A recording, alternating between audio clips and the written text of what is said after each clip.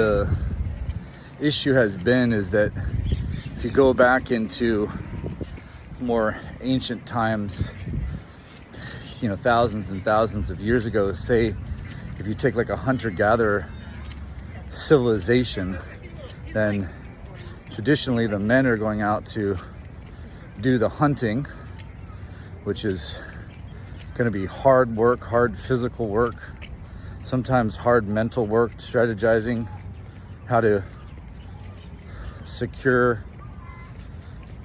whatever they're trying to hunt, trying to track it, using the skills that they've developed over their lifetime, that they've learned from their parents and their grandparents, to be able to get food for themselves and for their family and for their group. So hard physical activities, sometimes hard mental activities, moving the body, using the mind, and being out in the fresh air and getting high quality food that not only serves them, that builds their own body, but serves others as well. So where was the incessant pleasure seeking?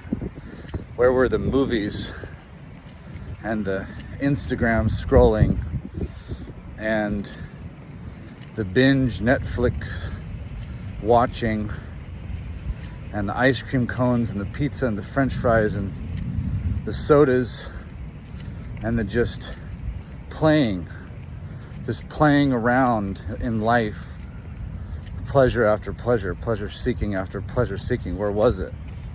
So there wasn't a lot of it. It was purpose driven.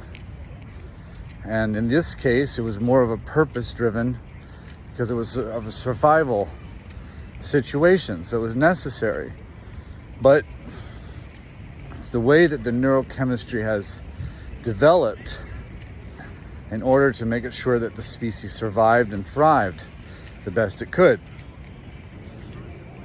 So back home in the village, there's women and children and older people doing their duties as well. This is what made it so that society was healthy. So now we fast forward to the modern times where we could make our own version of this, which some of us do. All of us make our own version to some degree. But where are a lot of us failing in our mental health and our physical health and the society's well-being? It's because this script has been flipped, so to speak. It's not a purpose-driven existence as much as a pleasure-driven existence. So think about this very seriously. What are the motivations behind the activities that a lot of the people, especially in a country like America, if you look up the statistics, even in the past 20 years of the drug abuse, alcoholism, obesity, all these things that stem from chasing pleasure consistently and not having a lot of purpose, not having a lot of good solid hard work with the physical, on the physical level with the body and also with the mind, solving novel problems that serve yourself and serve others, that are of actual interest to you. Each of us has our own propensity and curiosity and proclivities towards certain things that we'd like to learn about, that we'd like to work on, projects that we'd like to be involved in. In sports, different sports attract different people. Some people like soccer, some people like surfing, some people like ice skating or archery or whatever it might be. It's the same thing with work, carpentry or working on a car or doing some kind of business, an accountant, dentist, a doctor. Sometimes people go into these fields and are not actually interested in them. But if you're curious about what you're actually interested in, you'll find that certain things, you're drawn to them. So this is how the society can branch out and diversify all of their talents, but with that same foundation of purpose over pleasure, and serve with a service attitude, serving themselves, building themselves into the best version of themselves, and then using that tool, which is themselves, their own body, their own mind, their own consciousness, their own character, to then serve the whole, which is the whole entire community. That's the plants, the animals, the earth, the water, the air, the whole entire community, the whole entire environment.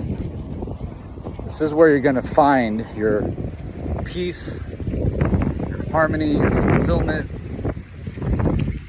your overall happiness.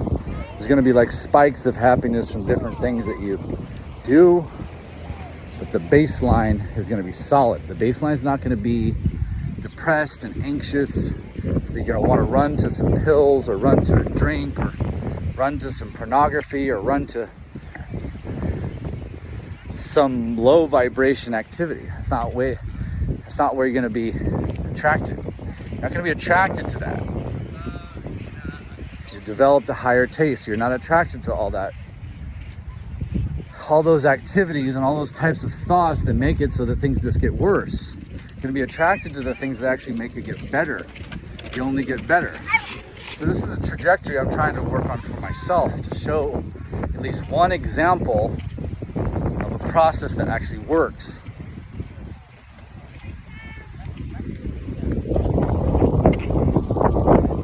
I was kind of tired, so I didn't want to go on the walk, but I'm on the walk. I'm out in the fresh air, doing something somewhat challenging that I don't want to do. I'm doing that throughout the day. Just building upon the foundation of the day before or the moment before. If you keep doing that and not taking back steps and not just being stagnant, if you keep on building, then you're always going to be looking back and being like, wow, that's where I came from. That's amazing. And then you're going to have confidence for the future because you know where you already came from. You know the gap that you already bridged. You're able to bridge a significant gap already. So if you see another gap where you're trying to get from where you are now into the future, and you have a lot more confidence because you've developed the skills to be able to do it already, and you're just going to repeat the process.